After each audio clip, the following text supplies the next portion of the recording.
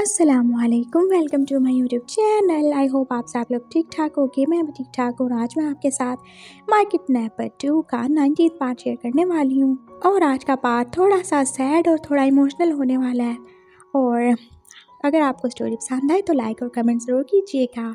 और नई स्टोरी जो कि एंग्री बर्ड है उसको भी प्लीज़ सुनिएगा और सपोर्ट कीजिएगा। और अगर उसके 1K व्यूज़ हो गए तो फिर मैं उसका नेक्स्ट पार्ट दे दूँगी इंशाल्लाह। और जो लोग चैनल पे नहीं है चैनल को सब्सक्राइब कर लीजिएगा और स्टोरी के कमेंट में ज़रूर बताया करें कि आपको स्टोरी में कौन सी चीज़ अच्छी लग रही है और कौन सी नहीं।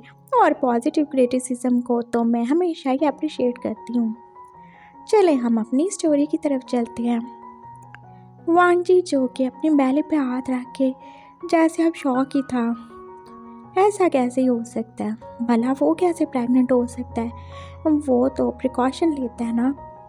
और यांग बस उसकी तरफ ऐसे ही देख रहा था। हाँ, तुम्हारा बच्चा, तुम्हारा और उस सहन का बच्चा, वो तुम्हारे जैसा बेवकूफ़ इंसान मैंने अपनी पूरी ज़िंदगी में नहीं देखा, जो कि अपने बच्चे के होते हुए उसको महसूस नहीं कर सकता और अपने प्यार के अपने पास होते हुए उसे भी महसूस नहीं कर सकता। क्या मतलब, क्या कहना चाहते हो तुम? वांगजी को यकीन ही नहीं आ रहा था वो क्या ही बोल रहा था। सही कह रहा हूँ मैं। खैर, आप जब के तुम मरने ही वाले हो तो क्यों ना तुम्हें सच्चाई बता ही दी जाए। वो सैन कोई और नहीं बल्कि वही तुम्हारा बचपन का मेट है जिसने तुम्हें माँ किया था। वही तुम्हारा चीकू है। और तुम इतने पागल हो कि तुम उसे पहचान नहीं पाए। और तुम प्रेग्नेंट हो, तुम्हें तो इस बात का भी नहीं पता। तुम इतने ज़्यादा बेवकूफ़ कैसे ही हो सकते हो लड़के? क्या सहन मेरा? हाँ, वो तुम्हारा, वही तुम्हारा मेट है। और तुम दोनों एक नंबर के गधे, बेवकूफ़ और उल्लू हो जो एक दूसरे के पास होते हुए भी कुछ भी महसूस नहीं कर सके, ना ही समझ सके। खैर, बहुत बातें हो गई। अब मैं तुम्हें नहीं छोड़ूंगा और ना तुम्हारे इस बच्चे को। नहीं प्लीज़, तुम जो करना चाहो मेरे साथ कर सकते हो। मुझे मार लो, मुझे जान से मारना चाहते हो तो मार देना, लेकिन मेरे बच्चे को कुछ नहीं होना चाहिए प्लीज़। वांगजी अब उसे रिक्वेस्ट कर रहा था। नो बेबी, नहीं मारूंगा मैं तुम्हें, इतनी आसानी से तो नहीं मारूंगा। मैं तुम्हारे इस बच्चे को मारूंगा और तुमसे तो अभी बहुत ज़रूरी काम करवाना है मैंने। नहीं मार सकता मैं। तुम जो चाहोगी, जैसे चाहोगे मैं करने के तैयार हूँ। मेरे बच्चे को कुछ नहीं होना चाहिए प्लीज़। वांगजी जो कि बेबस हो चुका था, वो बहुत ज़्यादा पेन में था। उसके सर में बहुत ज़्यादा दर्द था और उसका कितना ज़्यादा खून तो निकल ही चुका था और उसकी नेक में भी तो पेन हो रहा था जहाँ थोड़ी देर पहले उसे लाइटर से जलाया गया था। ठीक है, तो फिर अगर तुम अपने बच्चे को बचाना चाहते हो तो तुम्हें पास मेरी एक छोटी सी बात माननी पड़ेगी। हाँ बोलो, जो तुम बोलो कि मैं साफ करने को रेडी हूँ। वांगजी रो रहा था, लेकिन अभी उसे और किसी चीज़ की परवाह नहीं। उसे सिर्फ अपने बच्चे को बचाना है, उसे और कुछ नहीं चाहिए। वो अपने चीकू के और अपने बच्चे को बचाना चाहता था। ठीक है, आओ फिर मेरे पास। वांगजी पास उसकी तरफ देख रहा था। हाँ आओ ना, इतने ज़्यादा वीक तो नहीं हो ना तुम कि तुम उठ ना सको, चल ना सको। मैं जानता हूँ तुम बहुत स्ट्रांग हो। नहीं हो ना तुम वीक, तो उठो, आओ, चलो मेरे साथ बेड पे, मेरे बन जाओ। मैं ऐसा कुछ नहीं कर सकता। क्यों नहीं कर सकते? तुम्हें ऐसा करना पड़ेगा। अपने बच्चे को बचाना चाहते हो ना, तो उठ जाओ, आओ मेरे पास।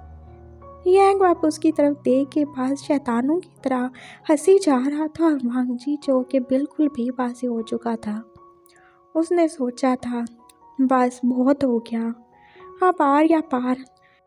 अब वांगजी को चुनना था, अपनी इज्जत और अपने बच्चे में से किसी एक को।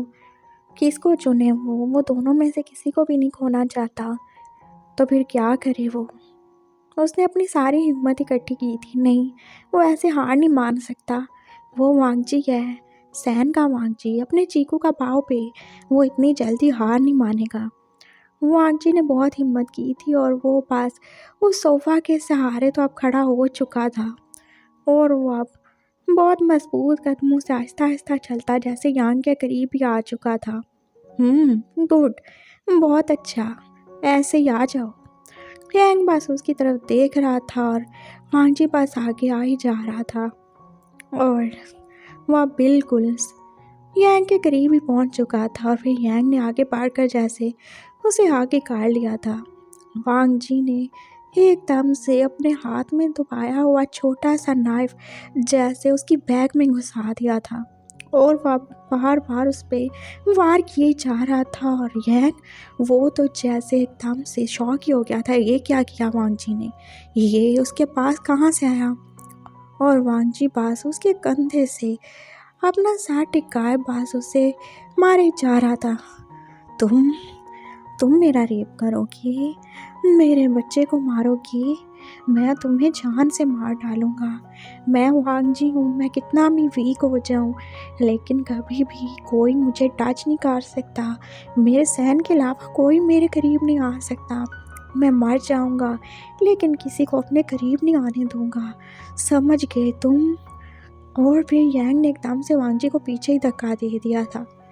वो चाकू वांगजी के पास हमेशा ही रहता था जिसे वो अपनी पॉकेट में ही रखता था अपनी सेफ्टी के लिए और आज वो उसके काम आ ही गया था।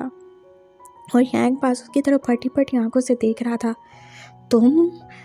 तुमने बहुत बड़ी गलती की है, तुम अब सज़ा भुगतोगे। तुम क्या जानते हो, तुम क्या सोचते हो कि मैं तुम्हें ऐसे जाने दूंगा? मैं कोई कमज़ोर अल्फ़ा नहीं हूँ, समझ गए तुम? मैं तुम्हें छोड़ूंगा नहीं। और उसने आगे बढ़ के जैसे वांगजी को फिर से दबोचना चाहा था लेकिन वांगजी ने एक बार फिर उसे कार के पीछे गिरा दिया था। मैं तुम्हें जान से मार डालूंगा, चाहे मैं खुद क्यों ना मर जाऊं, लेकिन मैं तुम्हें अपने करीब नहीं आने दूंगा। मैं तुम्हें अपने बच्चे को नुकसान पहुंचाने नहीं दूंगा। वांगजी जैसे अब शेरों की तरह गुर्रा ही रहा था और अब यह एकदम से खड़ा हो गया। ठीक है, बहुत बहादुर हो तुम। अच्छा, सही हो गया।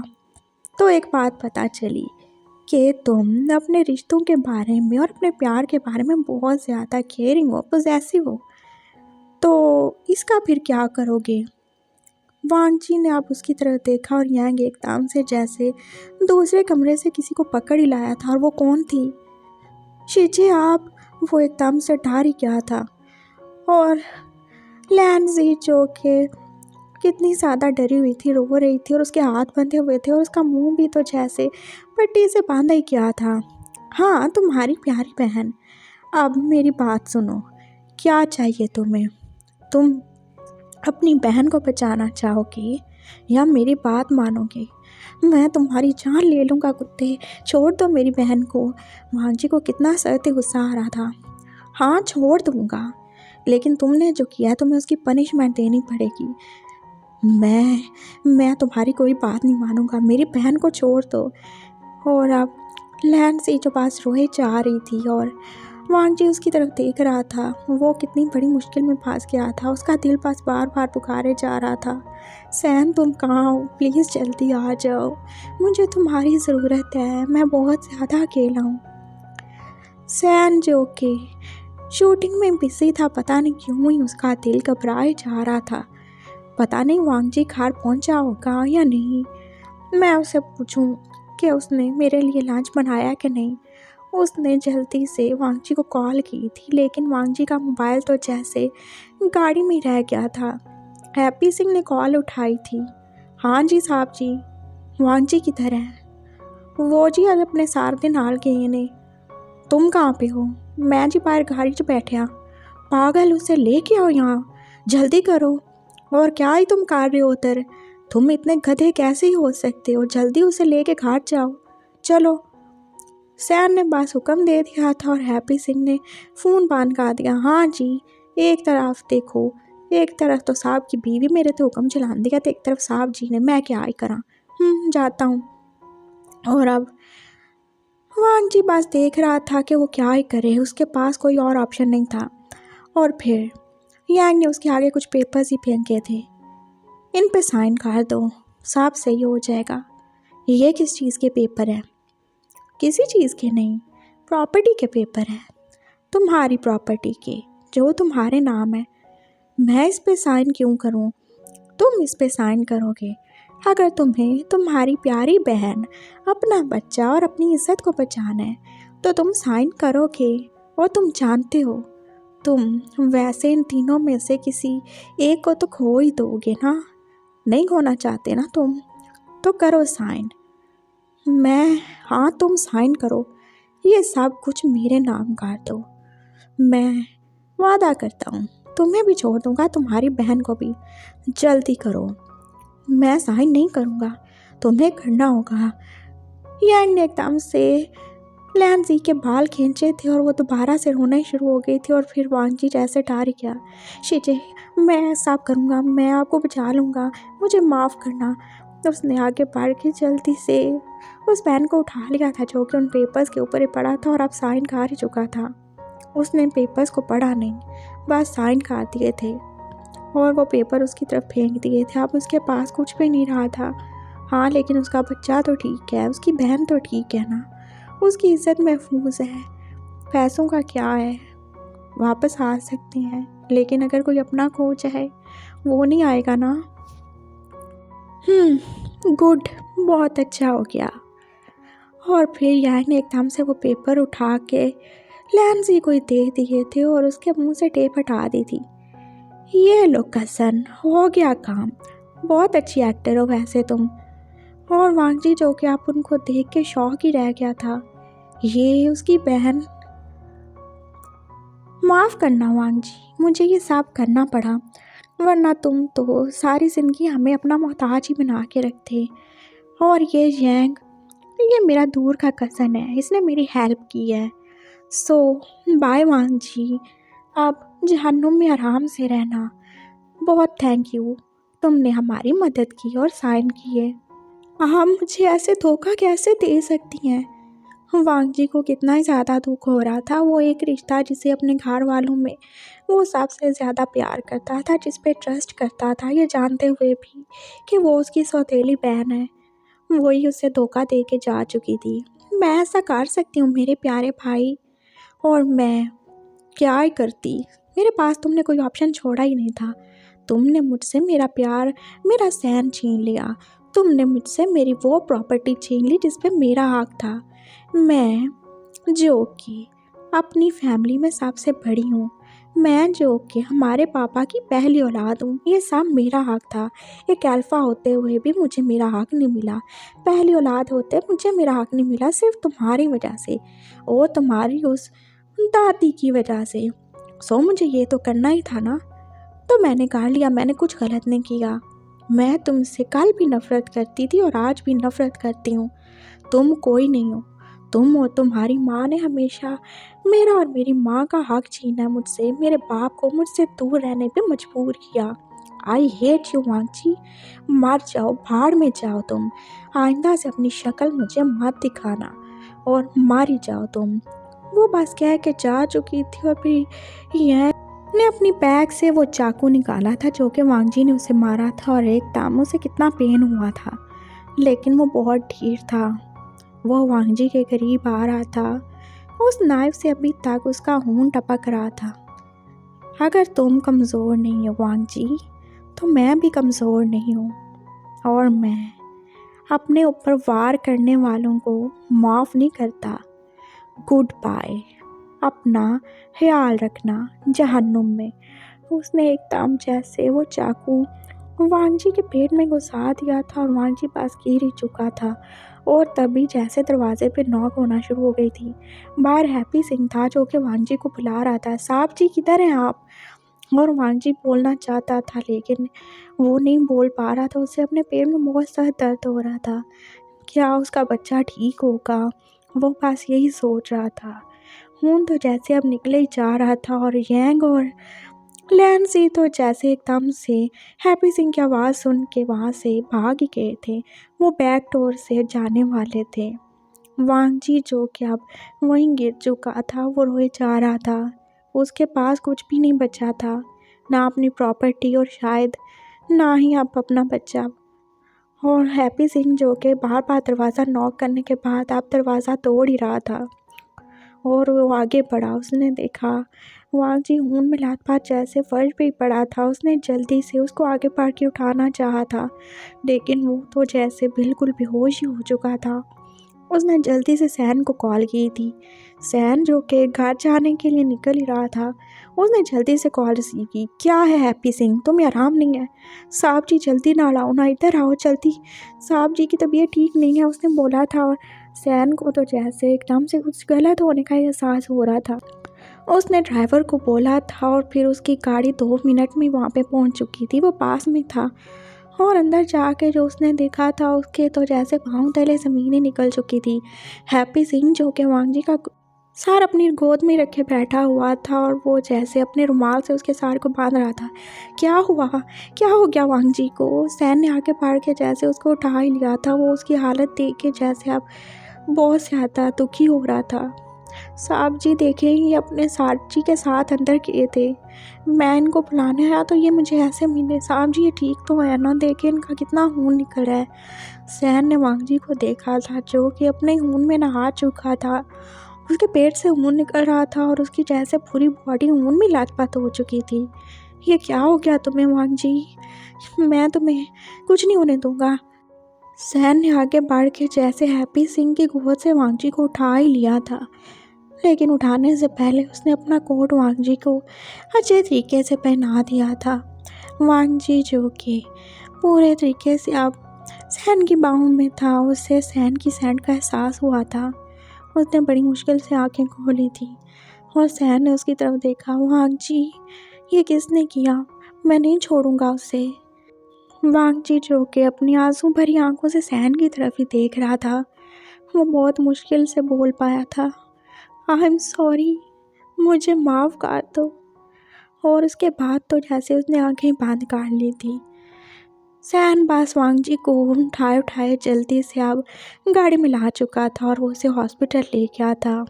और अब उसे कोई परवाह नहीं थी, कोई उसका असल चेहरा देखता है तो देखे। और थोड़ी देर में वहाँ पे कितने लोग इकट्ठे हो गए थे, लेकिन उसने उन सब से सॉरी कर दी थी। वो सब पास खड़े होके देख रहे थे। वांगजी को ऑपरेशन थिएटर में लेके जा चुके थे और उसका बहुत ज़्यादा ब्लड लॉस हो चुका था। सैन जो कि परेशान ही हो रहा था, ये सब कैसे ही हो गया और वांगजी के टीचर ने उसके साथ ऐसा क्यों किया? क्या हो गया था वांगजी को? वो ठीक तो हो जाएगा, उसे बहुत ज़्यादा परेशानी हो रही थी। मामा जो कि घर में उन दोनों का इंतज़ार कर रही थी, बार बार सैन को कॉल कर रही थी, लेकिन सैन ने अभी उन्हें कुछ भी नहीं बताया था। उसकी मामा हार्ट पेशेंट थी और वो उन्हें अभी एकदम से सब बता के टेंशन नहीं देना चाहता था। और फिर 1 घंटे के बाद वो वांगजी को रूम में शिफ्ट कर रहे थे। क्या हो गया था इसे? सैन वांगजी के बेड के साथ साथ ही चलता जा रहा था और डॉक्टर से पूछ रहा था, चलिए सर अभी बताते हैं। और फिर वांगजी को रूम में शिफ्ट कर दिया गया था। सैन जो कि उसके साथ ही करा था। वांगजी जो कि दवाइयों के नशे में अभी सो ही रहा था। वांगजी का कितना ज़्यादा खून निकल चुका था, उसका रंग तो जैसे पीला ही पड़ चुका था और उसकी आंखों के नीचे डार्क सर्कल्स भी पड़ चुके थे। सैन उसकी तरफ देख रहा था, ये वो वांगजी तो नहीं है ना जो इतना ज़्यादा स्ट्रॉन्ग था, जो इतना ज़्यादा ग्लो करता था, जिसके चीक्स इतने ज़्यादा ग्लो करते थे। ये वो वांगजी नहीं है। ये क्या हो गया? वो बस उसका हाथ पकड़ के बैठा हुआ था, उसका हाथ जो बर्फ़ जैसा ठंडा था। ये ठीक तो हो जाएगा ना? वो डॉक्टर से पूछ रहा था। हाँ ये ठीक है, इसको ज़्यादा चोट लगी है सर पे, मैं उसे छोड़ूंगा नहीं जिसने ये सब किया। मत छोड़िएगा सर, उसने आपका बहुत बड़ा नुकसान कर दिया है। क्या मतलब? सैन ने अब डॉक्टर की तरफ देखा था। आपका बच्चा इस दुनिया में नहीं रहा, आई एम सॉरी, डॉक्टर ने उसे बताया था। और वांगजी का हाथ तो जैसे सैन के हाथ से नीचे गिर गया। बच्चा? हाँ, ये प्रेग्नेंट थे, 1 मंथ प्रेग्नेंट। और इन्हें जो चोट लगी है, जिस नाइफ से इनके ऊपर अटैक किया गया, उसकी वजह से आपका बच्चा नहीं रहा इस दुनिया में। आई एम सॉरी। डॉक्टर पास बता के जा चुका था। सैन बेयकीनी से वांगजी की तरफ देख रहा था। ये कैसे हो सकता है? उसे दुख हो रहा था। वांगजी ने उससे सॉरी क्यों बोला? क्या वो इसलिए सॉरी बोल रहा था कि वो उसके बच्चे को बचा नहीं पाया? लेकिन बच्चा वो कैसे आ गया? वो तो प्रिकॉशन लेता था ना, उसने तो कितनी सारी गोलियां खाई थी ना। ये कैसे हो गया? सैन की समझ में कुछ नहीं आ रहा था। हाँ, लेकिन उसे ट्रस्ट था, वांगजी कुछ गलत नहीं करेगा। वो जानता था वो अपनी जान तो दे देगा, लेकिन अपने मान पे कोई हर्फ नहीं आने देगा। अब उसे बस वांगजी के जवाब का इंतज़ार था। 2 घंटे के बाद वांगजी को होश आ चुका था और उसने सैन को अपने पास ही देखा था, जो परेशानी से उसकी तरफ देख रहा था।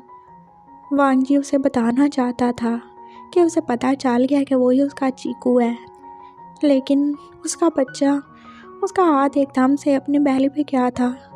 सैन उसकी तरफ देख रहा था। क्या हुआ, तुम ठीक हो ना? मेरा मेरा बच्चा, तुम्हारा बच्चा? हाँ सैन, मेरा बच्चा, हमारा बच्चा।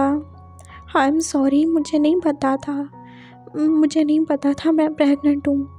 तुम प्लीज़ मुझे गलत मत समझना, मैंने कुछ नहीं किया। मैंने तुम्हारे अलावा कभी किसी के बारे में सोचा नहीं, किसी को अपने करीब नहीं आने दिया।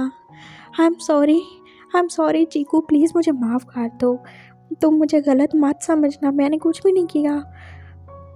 वांगजी जैसे अपनी बेगुनाही का सैन को यकीन दिलाना चाहता था, क्योंकि उसे यही लगता था कि सैन यही समझेगा कि ये बच्चा उसका नहीं है, क्योंकि वो प्रिकॉशन लेता था। फिर ये कैसे हो गया? आई एम सॉरी चीकू, मैं तुम्हें नहीं पहचान पाया। मैं तुम्हारा बाऊ भी हूँ, तुम मेरे चीकू, और ये बच्चा हमारा है। प्लीज़ तुम मुझे गलत मत समझना। और सैन तो इस और इनके शाव पे जैसे हैरान ही हो गया था। ये क्या बोल रहे हो तुम? हाँ, ये बच्चा हमारा है, मुझे माफ़ कर देना, मैंने तुम्हें नहीं बताया, मुझे खुद नहीं पता था। ये हमारा बच्चा है ना? तुम मुझे गलत नहीं समझोगे ना? आई स्वेयर मैंने कभी किसी को टच नहीं किया तुम्हारे अलावा। वांगजी पास उसे यकीन दिला रहा था। इट्स ओके वांगजी, मैं तुम पे शक नहीं कर रहा, सच में शक नहीं कर रहे। तुम हमारे बच्चे को एक्सेप्ट करोगे ना? वांगजी तो जैसे खुश हो गया था। हाँ, लेकिन अब वो इस दुनिया में नहीं रहा। क्या मतलब? ये क्या कह रहे हो तुम? वांगजी को यकीन नहीं आ रहा था। हाँ, वो इस दुनिया में नहीं रहा, वो आने से पहले ही चला गया। मुझे माफ़ कर दो, हम उसे नहीं बचा सके। सैन ने आगे बढ़ के जैसे वांगजी को आगे कर लिया था। वांगजी जो कि अब रोए जा रहा था। तुम मेरे चीकू हो, मुझे ये भी नहीं पता था मैं कितना बड़ा गधा हूँ। वो सच कह रहा था, मुझे अपने बच्चे का नहीं पता चला, मुझे तुम्हारा नहीं पता चला। मैं तुम्हारी सैंड को फील करता था, मैं जानता था कि मुझे किसी और की सैंड फील नहीं हो सकती। मैंने तुम्हें ही माफ़ किया था, लेकिन फिर भी मैं पागल, मैं समझ नहीं पाया ये कैसे हो सकता है। तुम्हारा चीकू तो कोई और है ना? नहीं, तुम ही मेरे चीकू हो, मुझे यकीन है। मैं तुम्हारा बाऊ भी हूँ। तुम्हें याद है तुमने जब मुझे माँ किया था, तुम कितने ज़्यादा गुस्से वाले होते थे। जब मैंने तुम्हें बाइट किया था तब तुमने गुस्से में आके बदला लेने के लिए मुझे माफ़ कर दिया था, तुम्हें याद है? और सैन को जैसे सब कुछ याद आ रहा था। वो एकदम पीछे हटा और उसने अपना वॉलेट निकाला था और वांगजी को उसके बचपन की फ़ोटो दिखाई। क्या ये तुम हो? हाँ, ये मैं हूँ। ये मेरी फ़ोटो है ना, जो तुमने अपने कैमरा से ली थी, तुम्हें याद है? एक तुमने मुझे दी थी ना, और मेरे पास वही तो फ़ोटो थी जो कि मामा ने उस लैन ई ने जला दी। और आज आज उसकी बेटी ने मुझसे सब छीन लिया, मेरा बच्चा, मेरी प्रॉपर्टी, सब छीन लिया उसने। सैन, हमारा सब कुछ छीन लिया उसने। वांगजी जो कि रोए जा रहा था, और अब सैन को सब सच्चाई पता चल चुकी थी। वही उसका बाप भी है, उसका बच्चा छीनने वाला कोई और नहीं बल्कि उसी के ससुराल वाले हैं। उसने वांगजी को दोबारा से हाथ काट लिया था। तुम परेशान ना हो बाओ पे, तुम्हारा चीकू तुम्हारे साथ है, तुम दुखी ना हो। हमारा बच्चा चला गया है, लेकिन वो हमें करीब कार के किया है। हम उसकी कुर्बानी को ऐसे रायगा नहीं जाने देंगे। तुम परेशान ना हो, वो जहाँ भी होगा हमें साथ दे के बहुत खुश होगा। और तुम फिक्र नहीं करना, मैं किसी को नहीं छोड़ूंगा। मैं उन सब से बदला लूँगा जिन्होंने मेरे बाबू को इतने साल मुझसे दूर रखा, मेरे बच्चे को छीन लिया, मेरे प्यारे वांगजी को इतनी ज़्यादा दर्द दी है। मैं उनको कभी माफ़ नहीं करूँगा। तुम देखना ये सैन उनके साथ क्या करता है। बस तुम रो नहीं, मैं तुम्हारे साथ हूँ। बिल्कुल नहीं रोना तुमने। सैन जो कि आप खुद भी रो रहा था, वांगजी को अपने सीने से लगाए उसे दिलासा ही दे रहा था और कितना सारा सुकून जैसे वांगजी के अंदर उतर गया था। हाँ, वो अपना बच्चा खो चुका है, अपना पहला बच्चा, लेकिन उसका सैन उसका चीकू से मिल गया है, उसका प्यार उसके साथ है। उसे बच्चा खो जाने का बहुत दुख है, लेकिन सैन उसे मिल गया है और वो उसके साथ है। वांगजी पास उसे आके अब रो रहा था। मैंने बोला ना अब तुम नहीं रोगे, बिल्कुल नहीं रोगे, और मेरा बच्चा भी तुम्हें ऐसे रोते हुए नहीं देखना चाहता होगा ना। मैं तुमसे प्यार करता हूँ, तुम ही मेरी वाइफ हो। और देखो, हम मिले भी तो एक दूसरे से ही मिले ना, कोई और हमारी लाइफ में नहीं आया। तो हमारा मिलना तो पहले से तय था। तुम परेशान नहीं होना, बस अब रोना तो बिल्कुल नहीं। जब तक तुम्हारा चीकू जिंदा है वो तुम्हारी आँख में एक आंसू नहीं आने देगा वांगजी। ये मेरा तुमसे प्रॉमिस है। और ये भी प्रॉमिस है कि जिन्होंने तुम्हारी आंखों में इतने आंसू दिए हैं, हाँ, वो दोबारा से कभी हंसने के काबिल नहीं रहेंगे। मैं सबको देख लूँगा, मैं किसी के पास कुछ नहीं रहने दूँगा। ये मेरा तुमसे वादा है। सैन जो कि अब खुद भी टूट चुका था, लेकिन उसे वांगजी के सामने अब स्ट्रॉन्ग बनना था और वो उसे पूरा यकीन दिला रहा था कि सब सही हो जाएगा। और वांगजी को भी खुद से ज़्यादा अपने चीकू के पे ही भरोसा था। हाँ, सब सही होगा, सबको अब हिसाब देना पड़ेगा।